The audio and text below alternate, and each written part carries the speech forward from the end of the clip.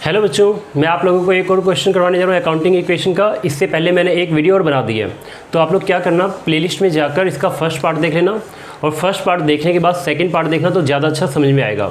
या फिर एक काम करना, मैं डिस्क्रिप्शन में लिंक डाल दूंगा, तो तुम लोग क्या करना, डिस्क्रिप्शन में लिंक को पे क्लिक करके फर्स्ट पार्ट को देख लेना और फर्स्ट पार्ट देखने के बाद सेकंड पार्ट देखो, तो तुम्हें काफ़ी अच्छा समझ में आएगा। क्योंकि काफ़ी सारे कॉन्सेप्ट मैंने फर्स्ट पार्ट में क्लियर कर दिए हैं और बचे हुए थोड़े बहुत कॉन्सेप्ट जो है वो सेकेंड पार्ट में कवर हो जाएगा। ठीक है बच्चों, तो स्टार्ट करते हैं हम अपना आज का क्वेश्चन। मैं क्वेश्चन को रीड करता हूँ, आप लोग स्क्रीन पे देखो। इसमें लिखा है show an accounting equation for the following transactions. एक अकाउंटिंग इक्वेशन हमें बनाना है, कुछ ट्रांजैक्शंस दिए हुए हैं। इसमें लिखा D Mahapatra commences business with cash 50,000 and 1 lakh by cheque. इसमें लिखा डी महापात्रा नाम का कोई बिजनेसमैन है जिसने बिजनेस स्टार्ट किया है। बिजनेस में 50,000 का उसने कैश लगाया हुआ है, 1 लाख का चेक है। आगे इसी में लिखा हुआ है कि गुड्स 60,000 के, मशीन 1 लाख का एंड फर्नीचर 50,000। तो ये कुछ बातें लिखी हुई बच्चों। एक काम करते हैं, चलो इसको पूरा रेडी कर देता हूँ मैं। 1/3 of the above goods sold at A profit of 10% on cost and half of the payment is received in cash. इसमें लिखा है 1/3 गुड्स जो है वो बिक गए हैं 10% प्रॉफिट पे और हाफ पेमेंट हमें कैश मिल गई है। Depreciation on machinery provided 10%, machine पे 10% का डेप्रिसिएशन लगाना है। आगे लिखा हुआ है cash withdrawn for personal use 10,000, उसने पर्सनल यूज के लिए 10,000 रुपये निकाले हैं। Interest on drawing charge at the rate of 5%, 5% का वो इंटरेस्ट ऑन ड्राइंग चार्ज करता है, मतलब बिजनेस में किया जाता है। फिर उसके बाद है goods sold to Gupta for 10,000 and received a bill receivable for the same amount for 3 month. लिखा है गुप्ता को 10,000 का गुड्स बेचा गया और बदले में बिल रिसीवेबल मिल गया हमें 3 महीने का। आगे लिखा हुआ है received 10,000 from Gupta against the bill receivable on maturity. तो बच्चों इस क्वेश्चन को करना स्टार्ट करते हैं। सबसे पहले हम पहला ट्रांजेक्शन लिखते हैं। पहले में है started business with cash, started business with cash. बच्चों कैश के बाद कुछ और भी एसेट्स है, तो मैं एंड लिख दूँ, एंड अदर एसेट्स लिख देता हूँ, एंड अदर एसेट्स। तो बच्चों इसका मतलब यहाँ पर है started business with cash and other assets. Business start किया गया, उसमें कुछ कैश लगाए गए और थोड़े अदर एसेट्स। अदर एसेट्स में क्या क्या है, चलो हम देखते हैं यहाँ पे क्या क्या है हमारे पास। सबसे पहले यहाँ पर लिखते हैं कैश। ठीक है बच्चों, कैश के साथ चेक भी है, तो चेक के लिए हम यूज करेंगे वर्ड बैंक। फिर इसके बाद और भी कहा गया है गुड्स यानी कि स्टॉक। फिर इसके बाद मशीनरी और फर्नीचर भी बताया गया है, तो लिख लेते हैं मशीनरी और एक और है फर्नीचर। तो बच्चों ये एसेट्स है। ठीक है, तो देखते हैं क्या क्या एसेट्स लगाए गए हैं। क्वेश्चन में लिखा है यहाँ पे लिखा D Mahapatra commences business with cash 50,000, यानी कि कैश उसने 50,000 रुपये के लगाए हैं, तो हम यहाँ कैश में लिखेंगे 50,000 रुपये। आगे लिखा हुआ है 1 लाख बाई चेक, तो 1 लाख मतलब बैंक में उसने 1 लाख रुपये लगाए हैं, तो 1 लाख रुपये हम बैंक में लिखेंगे क्योंकि चेक है, चेक के लिए बैंक यूज होगा। गुड्स 60,000 के हैं, 60,000 के, तो स्टॉक में 60,000 रुपये आएगा। मशीनरी 1 लाख का है, तो मशीन में 1 लाख आएगा। बच्चों एक बात और ध्यान रखना, इसका फर्स्ट पार्ट जरूर देखना, तो ज़्यादा अच्छा समझ में आएगा। और आगे लिखा है फर्नीचर 50,000 का है, तो फर्नीचर में हम 50,000 लिख देते हैं। तो बच्चों हुआ क्या, यहाँ पर हमने टोटल जब बिजनेस स्टार्ट किया उस बिजनेस में हमने ये सारी चीज़ें लगाई हैं। 50,000 कैश, 1 लाख बैंक में पैसे हैं और उसके बाद 60,000 का स्टॉक लगाया गया है, 1 लाख का मशीन है और 50,000 का फर्नीचर है। जोड़ते हैं बच्चों, कितने रुपए बने? 1 लाख, 1 लाख 2 लाख और ये 3,60,000। इसका मतलब कि बिजनेस में टोटल मिलाकर बच्चों 3,60,000 रुपये की एसेट्स खरीदी गई है। अब मैं एक बात बताता हूँ हमेशा कि एक इक्वेशन बनती है हमेशा एसेट्स बराबर लायबिलिटी प्लस कैपिटल। अगर 3,60,000 रुपये की एसेट्स खरीदी गई है तो वो एसेट्स या तो कैपिटल के पैसे से खरीदी जाएगी और या फिर लायबिलिटी के पैसे से खरीदी जाएगी या दोनों की हेल्प से खरीदे जाएंगे। तो यहाँ पर लायबिलिटी के बारे में कोई बात नहीं की गई है। इसका मतलब कि यहाँ पर लायबिलिटी जीरो हुई, तो इसका मतलब एसेट्स बराबर, जब लायबिलिटी जीरो हो जाए तो एसेट्स बराबर कैपिटल होता है।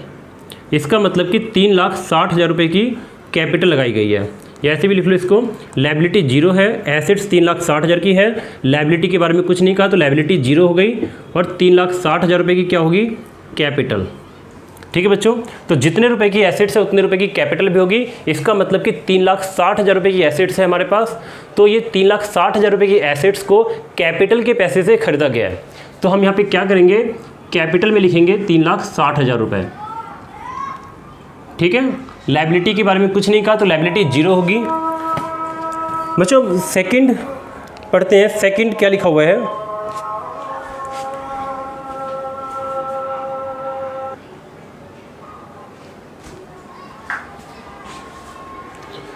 हाँ फिर बच्चों सेकंड एंट्री क्या है, जो सेकंड ट्रांजैक्शन है वो पढ़ते हैं उसको। इसमें लिखा है 1/3 of the above goods sold at A profit of 10% on cost and half of the payment is received in cash. इसमें लिखा है कि जो गुड्स आपको ऊपर दिख रहे हैं, ऊपर आपको कितने गुड्स दिख रहे हैं ये देख लो। ऊपर गुड्स जो दिख रहे हैं वो स्टॉक को ही गुड्स कहेंगे, 60,000 रुपये का है और इसमें लिखा है इसका 1/3 बिक गया। ठीक है, तो यहाँ पे थोड़ा सा वर्किंग नोट कर लेते हैं रफ में, कॉस्ट ऑफ गुड्स सोल्ड, इसमें लिखा है बच्चों 1/3 बिक गया। तो टोटल गुड्स 60,000 रुपये के हैं और इसका 1/3 बिक गया, मतलब कि 20,000 रुपये का गुड्स जो है वो बिक गया। अब कहा गया है कि ये 10% प्रॉफिट पे बिका है, तो इसमें 10% प्रॉफिट भी ऐड कर देते हैं। ऐड कर दिया 10% प्रॉफिट, तो 10% प्रॉफिट हो गया 2,000 रुपये। मतलब कि बच्चों सेल कितने में हुई है, सेल हुई है 22,000 रुपये में। अब यहाँ पर बच्चों एक बात है कि 22,000 रुपये में की सेल हुई है। क्वेश्चन को अगर आगे पढ़ोगे तो इसमें लिखा half of the payment is received in cash. इसमें कहा गया है कि हाफ पेमेंट रिसीव हुई है, मतलब ये कि हाफ रिसीव हुई है और हाफ रिसीव नहीं हुई है। इसका मतलब ये है कि अगर 22,000 की टोटल सेल हुई है और इस 22,000 में से अगर हाफ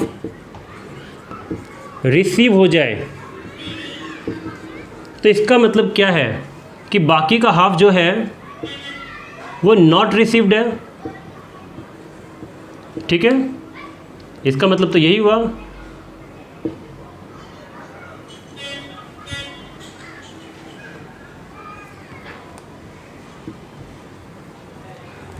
तो 22,000 की टोटल सेल में से हाफ रिसीव हो गई, मतलब कि 11,000 रुपये हमें रिसीव हो गए हैं। इसका मतलब कि 11,000 रुपये हमें रिसीव नहीं हुए हैं। तो मैं फिर से बोल रहा हूँ बच्चों, 1/3 60,000 का सेल हुआ है, मतलब 20,000, 1/3 20,000 बनेगा। 20,000 का माल सेल हुआ है 10% प्रॉफिट पे, तो 20,000 का 10% 2,000 होता है। टोटल सेल 22,000 का हुआ है, 22,000 का आधा रिसीव हो गया, आधा रिसीव नहीं हुआ। तो बच्चों जो आधा रिसीव हो गया है यहाँ पर हम क्या करेंगे, उसको ऐड कर देंगे। तो 11,000 रुपये का कैश हमें रिसीव हो गया है, तो कैश में 11,000 रुपये जुड़ जाएंगे और स्टॉक में से 20,000 रुपये निकल जाएगा, क्योंकि 20,000 का माल बिक चुका है। तो 20,000 का स्टॉक हमारे पास से ख़त्म हो जाएगा और यहाँ पर 11,000 रुपये जो हमें नहीं मिले वो हमारा डेटर बनेगा। ठीक है, ये हमारा बन जाएगा डेटर्स। ठीक है बच्चों, एक बात फिर से सुन लो, जिसे हम उधार माल बेचते हैं वो हमारा डेटर होता है। डेटर से एक एसेट्स होता है। एसेट्स डेटर को हम इसलिए बोलते हैं कि इससे हमें फ्यूचर में बेनिफिट मिलने वाला है, और जिस चीज़ से हमें फ्यूचर में बेनिफिट मिलता है वो सारी चीज़ें हमारी एसेट्स होती है। तो यहाँ पर डेटर्स हमारा एक एसेट्स है, क्योंकि फ्यूचर में इससे हमें कितने 11,000 रुपये मिलने वाले हैं। तो बच्चों यहाँ पर समझ में आ गया आपको 20,000 का स्टॉक कम हो जाएगा, 11,000 रुपये कैश आएगा तो कैश में जुड़ेगा, और 11,000 रुपये का हमारा डेटर बन जाएगा। ठीक है, तो डेटर बनते ही हमारे डेटर में 11,000 रुपये जुड़ जाएंगे। अब यहाँ पर आपको प्रॉफिट दिखेगा, 20,000 का माल 22,000 में बिका है, प्रॉफिट 2,000 रुपये का हुआ है, ये प्रॉफिट है 2,000 रुपये का। बच्चों प्रॉफिट हो या लॉस हो सब ऑनर को दे दिया जाता है, जो बिजनेस का मालिक होता है उसे दे दिया जाता है। तो यहाँ पर प्रॉफिट हुआ है 2,000 रुपये का, तो 2,000 रुपये की प्रॉफिट को हम क्या करते हैं, ऑनर के कैपिटल अकाउंट में जोड़ देते हैं। ठीक है, एक काम और करते हैं, इसको थोड़ा सा इधर खिसका देते हैं।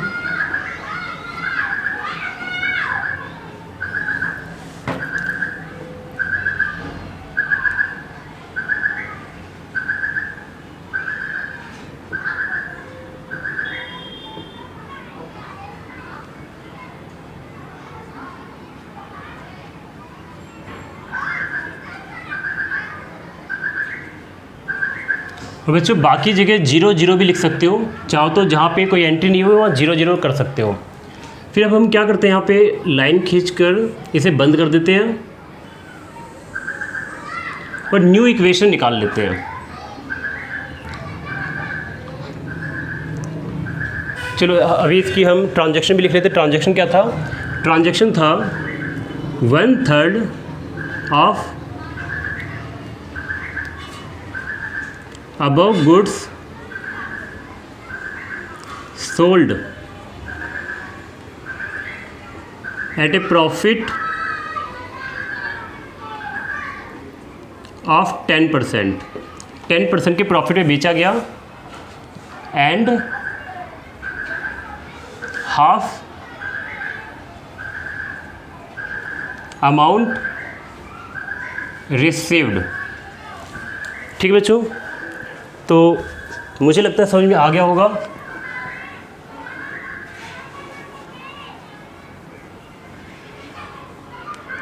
ठीक है, तो इसमें कहा गया था कि 20,000 का 1/3 माल बिक गया था, 60,000 का माल था, इसका 1/3 20,000 बिक गया था।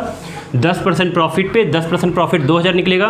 टोटल 22,000 का माल बिका, 22,000 का आधा 11 मिल गया और 11 नहीं मिला, तो जो 11 नहीं मिला वो डेटर बनेगा, जो 11 मिल गया वो कैश में जुड़ेगा। ठीक है, और 20,000 का स्टॉक कम होगा, और जो बीच में प्रॉफिट हुआ वो मालिक के अकाउंट में चला जाएगा। सारे प्रॉफिट्स ऑनर के अकाउंट में चले जाते हैं। ठीक है, सारे के सारे प्रॉफिट मालिक के खाते में जोड़ दिए जाते हैं। फिर बच्चों अब यहाँ पे निकालेंगे हम न्यू इक्वेशन। तो कैश कितना हो गया, पहले 50,000 का कैश था, 11,000 का कैश और आ गया, तो 61,000 रुपये का कैश हो गया, 61,000 का। बैंक में 1,00,000 रुपये थे, तो बैंक में कोई चेंज नहीं आया, ये सेम रहेगा। स्टॉक 60,000 का था, जिसमें से 20,000 का स्टॉक बिक गया, तो स्टॉक बचेगा 40,000 रुपये का। मशीन पे कोई फ़र्क नहीं आया, मशीन 1,00,000 का ही रहेगा। फर्नीचर पे बच्चों 50,000 नहीं, कोई चेंज नहीं, ये भी सेम रहेगा।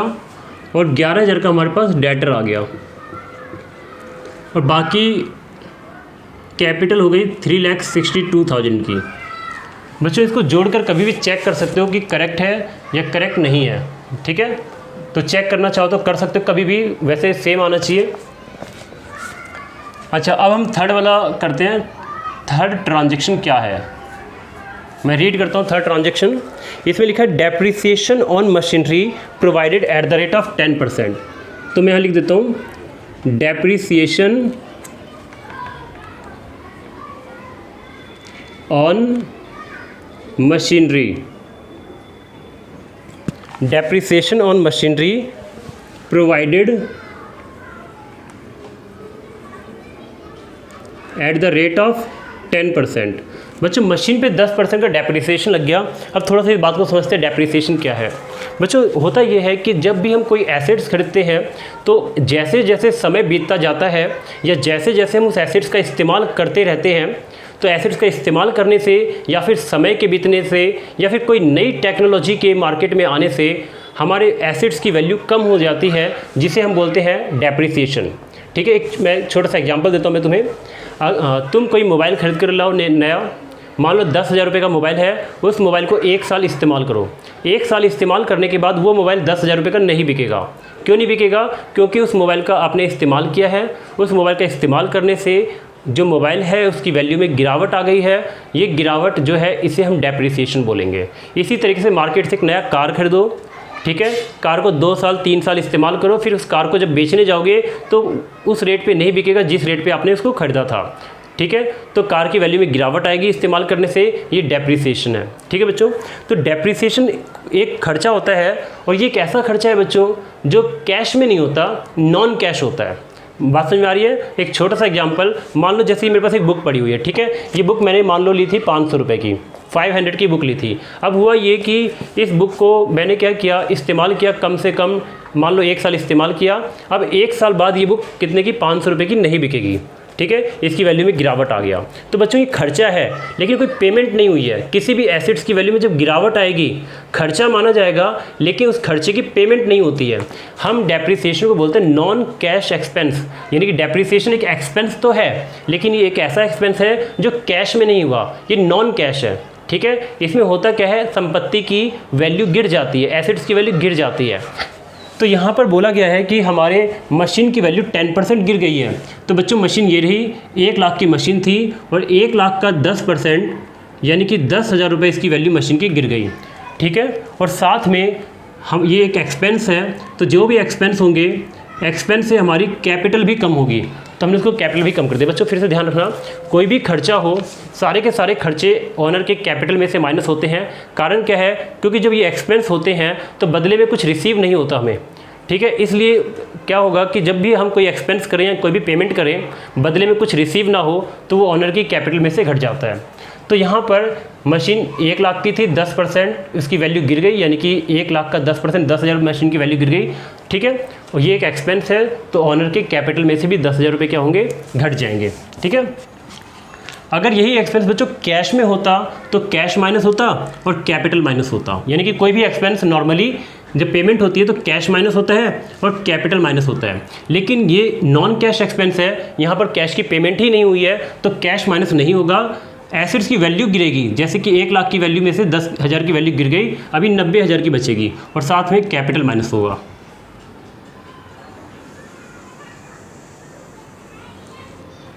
फिर से बच्चों न्यू इक्वेशन बनाते हैं।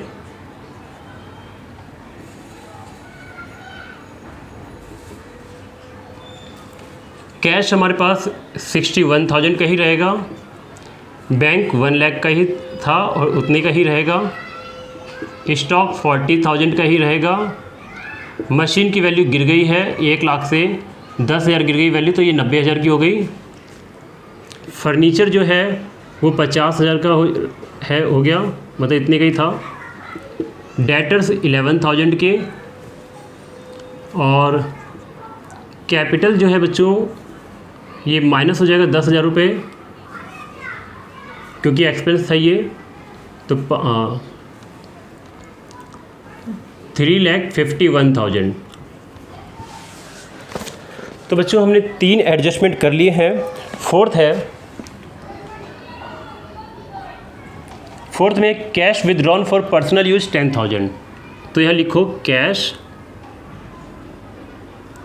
विदड्रॉन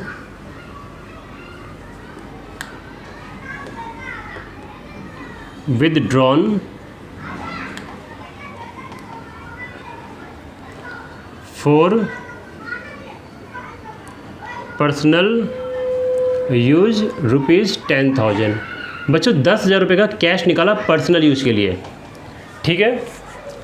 तो कैश निकालो तो 10,000 का कैश कम हो जाएगा। बच्चों एक बात और थोड़ा समझते हैं अच्छे से, देखो ध्यान से सुनना। मैंने पिछले वीडियो में इसका जो फर्स्ट पार्ट है वो अच्छे से क्लियर किया हुआ है, लेकिन एक बार यहाँ फिर से समझाता हूँ।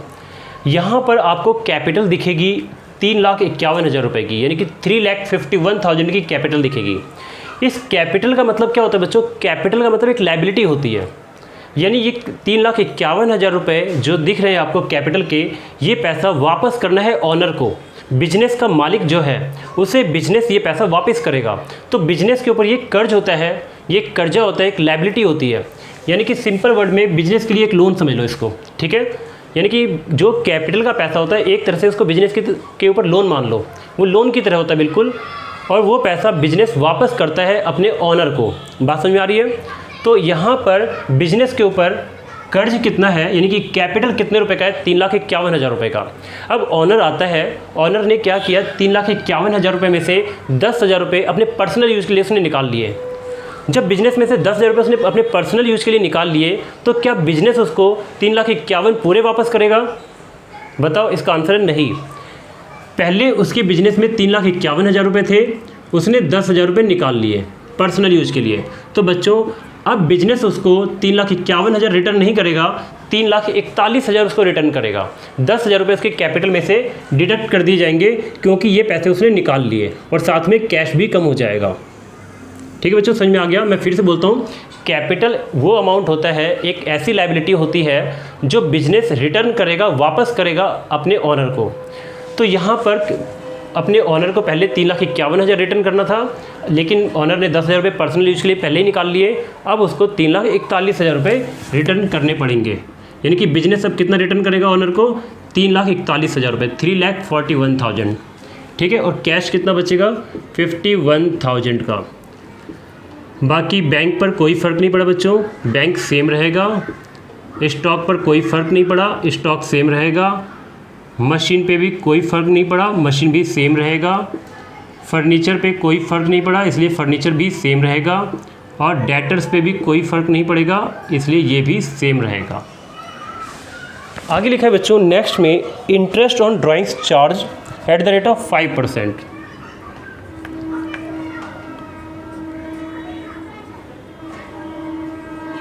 Interest on drawings at the rate of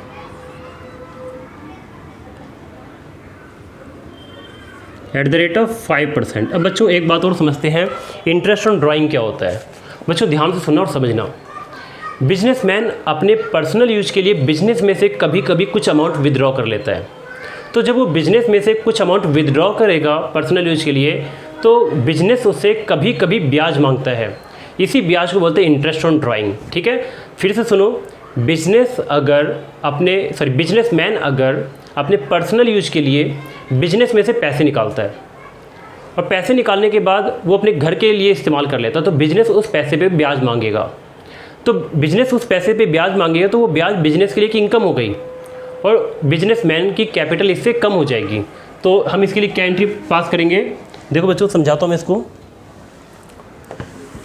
interest on drawing के लिए क्या करेंगे, सबसे पहले ये कि ऑनर से इंटरेस्ट ऑन ड्राइंग का पैसा लेंगे। कितने लेंगे बच्चों, 5%। और 5% किस पे होता है, ये इंटरेस्ट ऑन ड्राइंग्स पे होता है। तो ड्राइंग वाली एंट्री इसके ऊपर वाली एंट्री में दी हुई है, ड्राइंग की हुई है 10,000 रुपये की। तो बच्चों 10,000 रुपये की ड्राइंग की गई है, और 10,000 का 5% निकाल लो, कितना होगा ये 500। इसका मतलब कि 500 रुपये बिजनेस जो है ब्याज मांगेगा। ठीक है, इंटरेस्ट ऑन ड्राइंग मांगेगा। ठीक है, किससे मांगेगा, ऑनर से मांगेगा। तो बच्चों ऑनर से जब 500 रुपये का इंटरेस्ट मांगेगा, तो हम मांगने के लिए हम क्या करते हैं, उसकी कैपिटल में से कम कर देते हैं। ठीक है बच्चों, मांगने का दो तरीका है, चाहे तो हम उससे कैश मांगे, या दूसरा तरीका है हम उसके कैपिटल में से माइनस कर दें। फिर से सुनो, हमें ऑनर से 500 रुपये का ब्याज मांगना है, क्योंकि उसने पर्सनल यूज के लिए बिजनेस से पैसे निकाले थे।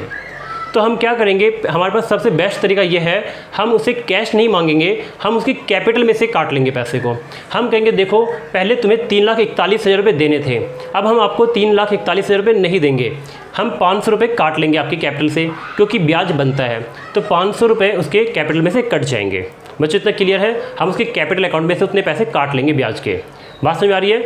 चाहे तो हम क्या करेंगे, हम बोल देंगे कि कैश लेके आओ ब्याज का, या फिर दूसरा ऑप्शन ये है कि हम उसे कैश ना मांगे, हम सीधा उसके कैपिटल में से 500 रुपये काट लें। तो हमने वहाँ पे यही किया, 500 रुपये का इंटरेस्ट ऑन ड्राइंग उसके कैपिटल में से काट लिए बच्चों। लेकिन जो इसका दूसरा इफेक्ट ये है कि ये जो 500 रुपये ऑनर देगा ब्याज, हमने उसकी कैपिटल में से काट लिया, लेकिन ये ऑनर की ये इनकम भी तो है, क्योंकि देखा जाए ध्यान से तो बिजनेस और बिजनेसमैन दोनों यहाँ पर एक ही व्यक्ति है। ठीक है, तो यहाँ पर वो ब्याज जो देगा वो ब्याज एक तरह की इनकम है, और वो इनकम किसको मिलेगी, ऑनर को मिलेगी। तो होगा ये कि ब्याज इसी के अकाउंट में जुड़ जाएगा। यानी कि सिंपल वर्ड में ध्यान दो, देखा जाए तो इस एंट्री का कोई मतलब ही नहीं बनता। 500 रुपये का ब्याज ऑनर ने दिया और ऑनर को ही मिला, ठीक है, तो ऑनर ने दिया तो उसके कैपिटल में से कम हो गया, और ये ब्याज का पैसा ऑनर को ही मिलेगा तो उसकी कैपिटल में जुड़ जाएगा। यानी कि कोई भी फ़र्क नहीं पड़ेगा यहाँ पर, ठीक है बच्चों।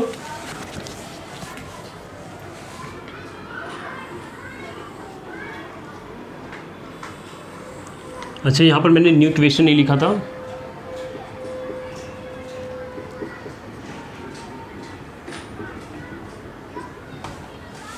फिर यहाँ पे एक न्यू इक्वेशन बना दूँ।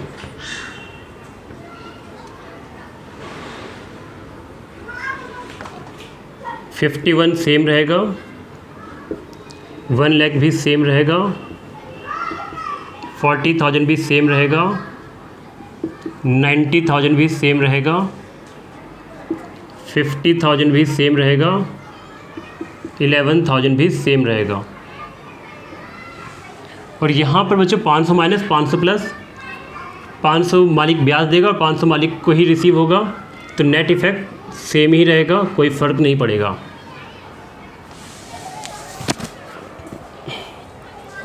बच्चों हम पढ़ते हैं, ये है 6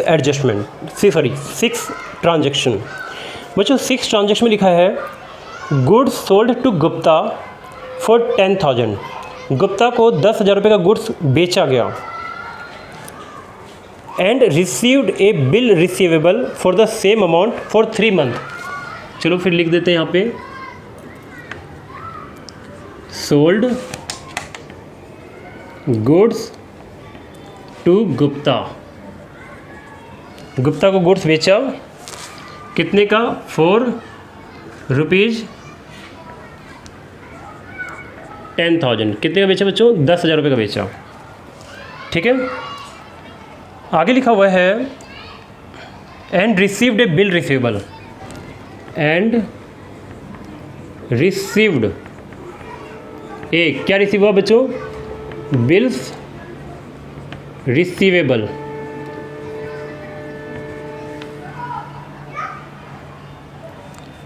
और ये कितने का है, फॉर 3 मंथ्स। चलो बच्चों एक बात और समझते हैं थोड़ा सा। देखो बच्चों, आप लोगों ने एक चीज़ सुनी होगी, जब हम किसी को माल सेल करते हैं तो हमें कैश रिसीव होता है। कई बार ऐसा भी होता है कि जब हम माल सेल करते हैं तो हमें कुछ रिसीव नहीं होता, मतलब उधार सेल करते हैं तो डेटर बन जाता है। कभी कभी हम माल सेल करते हैं तो हमें चेक मिल जाता है। फिर से सुनो, कभी माल सेल करते हो तो कैश मिलता है, कभी हम उधार माल सेल करते हैं तो कुछ भी नहीं मिलता, और कभी कभी हम माल सेल करते हैं तो हमें चेक मिल जाता है। यानी कि जब हम माल सेल करेंगे तो कोई हमें चेक देगा, कोई हमें कैश देगा, और कोई हमें नहीं देगा, कोई बाद में देगा। लेकिन बच्चों एक चीज़ शायद आपको ना पता हो, जो मैं आज बताने वाला हूँ। जब हम माल सेल करते हैं तो हमें चेक की तरह ही एक डॉक्यूमेंट मिलता है, बिल्कुल चेक की तरह ही होता है वो, उसका नाम है बिल्स रिसीवेबल, ठीक है। बिल्स रिसीवेबल होता है और उसकी कुछ वैलिडिटी होती है, कुछ उसका मैच्योरिटी पीरियड होता है। जैसे मैं बता रहा हूँ कि मान लो मैंने 10,000 का माल सेल किया, तो 10,000 रुपये का अगर मैंने माल सेल किया तो 10,000 रुपये का मुझे इस तरीके से कागज़ का टुकड़ा मिल सकता है। इस कागज़ के टुकड़े का नाम होगा बिल्स रिसीवेबल। मैं शॉर्ट फॉर्म यूज़ कर रहा हूँ, BR यूज़ कर रहा हूँ, ठीक है। एक बिल मिल सकता है हमें। बच्चों ये बिल्कुल चेक की तरह होता है और इसकी एक वैलिडिटी पीरियड होती है, टाइम होता है इसका, मैच्योरिटी पीरियड। मान इस क्वेश्चन में तो 3 मंथ का दिया हुआ है। तो इसका मतलब ये है, फिर से सुनो, मैंने किसी को माल बेचा, जिसको भी माल बेचा उसने मुझे एक बिल रिसीवेबल बनाकर दिया 3 महीने का। अब मैं क्या करूँगा, 3 महीने तक उस बिल रिसीवेबल को लेके अपने घर में बैठा रहूँगा आराम से। जैसे ही 3 महीने पूरे हो जाएंगे मैं बिल रिसीवेबल उठाऊँगा और जिसको मैंने माल बेचा मैं उसके पास पहुँच जाऊँगा। मैं कहूँगा ये लो अपना बिल, मैं उसको बिल दिखाऊँगा, और बिल दिखाने के बाद जैसे मैं उसको बिल दिखाऊँगा उसको याद आ जाएगा और वो मुझे पैसे दे देगा। मतलब समझ आई बात? फिर से बताता हूँ, मैं अगर किसी को सेल करूँगा तो मुझे एक बिल बनाकर देगा 3 महीने का, उसकी डेट होगी 3 महीने की, वो इसमें लिखा होगा 3 महीने बाद मैं आपको पेमेंट करूँगा। मैं बिल लेकर 3 महीने तक वेट करूँगा और जैसे ही 3 महीने पूरे होंगे मैं उसको बिल दिखाऊँगा और वो मुझे मेरे पैसे पेमेंट कर देगा। तो बच्चों यहाँ पे 3 महीने पूरे होने को बोलते हैं मैच्योरिटी होना, बिल की मैच्योरिटी हो जाना, ठीक है। तो यहाँ पर हमने सेल किया और सेल करने से हमारे पास किसी भी तरह का कोई कैश नहीं आया। चलो फिर पहले तो स्टॉक में से माइनस कर दें, हमारे पास से 10,000 रुपये का गुड्स गया, सेल हो गया। बच्चों बदले में कैश आया क्या? नहीं। क्या बैंक में कोई चेक आया है? नहीं। क्या कोई डेटर्स का अमाउंट आया है, उधार सेल हुआ है? नहीं। क्या है बच्चों? यहाँ पर बच्चों है BR। मैं यहाँ पे देखो बच्चों जगह कम है तो यहाँ पे छोटा सा मैंने BR लिख दिया। बच्चों BR क्या होता है? Bills receivable. हमें बदले में एक 10,000 का बिल मिला, ठीक है। फिर बनाते हैं न्यू इक्वेशन।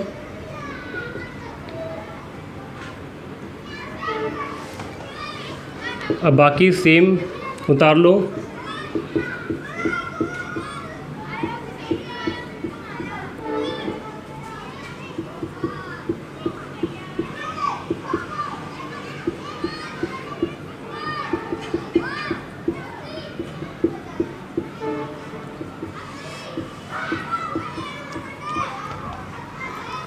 बच्चों लास्ट ट्रांजैक्शन पढ़ते हैं, क्या लिखा है? लिखा है received ₹10,000 from Gupta against the bill receivable on maturity. बच्चों इसका मतलब क्या है? मैं पहले लिख देता हूँ यहाँ पे ट्रांजैक्शन क्या है। 7th इसमें लिखा है रिसीव्ड ₹10,000, रिसीव्ड ₹10,000 मतलब कि 10,000 रुपये रिसीव हो गए फ्रॉम गुप्ता से रिसीव हो गए। इसमें लिखा है against the bills receivable, against the bills receivable. बच्चों इसका मतलब क्या है? Bills receivable on it's maturity, on it's maturity. तो समझते हैं इस बात को और अच्छे से। बच्चों यहाँ पे लिखा है कि जो बिल आपको मिला था, ये बिल हम उधार गुप्ता को हमने सेल किया था, गुप्ता ने एक बिल दिया था, 3 महीने की उसकी डेट थी। अब ये 3 महीने पूरे हो चुके हैं, ये 3 महीने पूरे हो चुके हैं, बिल की मैच्योरिटी हो चुकी है पूरी। अब मैच्योरिटी के बाद गुप्ता ने हमें 3 महीने बाद उस बिल की पेमेंट कर दी। गुप्ता ने हमें 10,000 रुपये दे दिए। तो बच्चों जब गुप्ता ने हमें 10,000 रुपये दिए तो हमारे पास कैश आएगा 10,000 रुपये का, और बच्चों हमारे पास से कुछ घटेगा। जो ये बिल था, ये बिल हमारे पास से घटेगा। क्यों घटेगा? क्योंकि बच्चों ये बिल हम गुप्ता को देंगे, बदले में गुप्ता हमें 10,000 रुपये दे देगा, तो बिल हमारे पास से चला जाएगा और हमारे पास 10,000 रुपये आएगा। तो कैश में 10,000 रुपये ऐड होगा और बिल में से 10,000 रुपये माइनस होगा, क्योंकि बिल वो 3 महीने बाद ख़त्म हो जाएगा, ख़राब हो जाएगा, और बदले में हमें कैश मिल जाएगा। बच्चों ये हो गया क्वेश्चन कंप्लीट। और अब हम इसको टोटल करके अपने आंसर को वेरीफाई कर लेते हैं कि क्या हमारा आंसर करेक्ट है या नहीं। 61,000 का कैश हो गया, 1 लाख का बैंक है, 30,000 का स्टॉक, 90,000 का मशीन,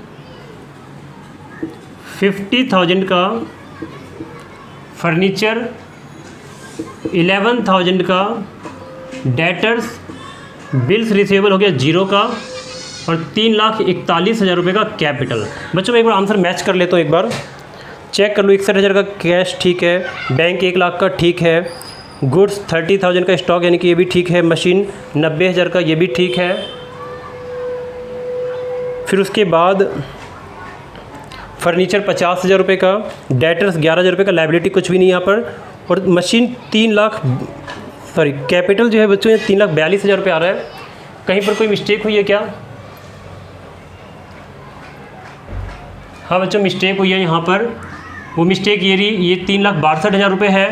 3,62,000 रुपये में से जब 10,000 माइनस आएगा तो ये 3,52,000 हो जाएगा। बाकी पूरा क्वेश्चन करेक्ट है। तो यहाँ पे हर जगह ठीक कर लेना। ये बच्चों इस गलती को ठीक कर लो। बच्चों यहाँ पे एक छोटी सी मिस्टेक हो गई थी। 3,62,000 में से मैंने 10,000 रुपये घटाए थे, तो मैंने 3,51,000 कर दिए थे। इसको ठीक कर लेना। 3,62,000 में से जब 10,000 गए तो ये 3,52,000 बचे थे, और फिर सबको मैंने ठीक कर दिया यहाँ पे, ठीक है। तो ये 3,42,000 रुपये आया। बच्चों अब ये कंप्लीट हो गया क्वेश्चन। बाकी हम नेक्स्ट में करते हैं। तो बच्चों एक काम और करना, मेरे चैनल को सब्सक्राइब जरूर कर देना, क्योंकि मैं और भी वीडियोज़ बनाऊंगा 11th क्लास से लेके बीकॉम तक की लगभग ऑल सब्जेक्ट की वीडियो डालूंगा मैं, जिससे आप लोगों को बहुत बेनिफिट मिलेगा और लगभग 5 साल तक आपको फ़ायदा मिलेगा। ठीक है, तो कंप्लीट है बच्चों, आज के लिए सिर्फ इतना ही। बाकी हम करते हैं नेक्स्ट में। इसको नोट कर लो अच्छे से या फिर इसका स्क्रीनशॉट ले लो।